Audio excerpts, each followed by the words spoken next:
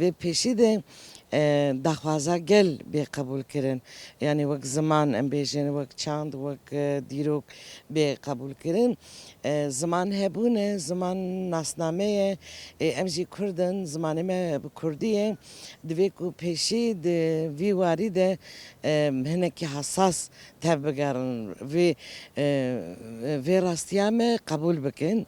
Pêvajoyekî me daye dest pê kirin divê pêvajo de dêdî em ê pirsgirêkê xwe bi xwe çareser bikin bê şer û pevçûn ku herkes vê dixwaze em jî dixwazin bê şer û pevçûn bi awekî medenî li hev rûnên li ser heqiyê li ser rastiyê bi hev re dan û standinekê bê kirin û herkes bi hebûna xwe bi nasnama xwe hebe vê bibêjî û kirin tiştekî din be ev e nayê qebûl kirin.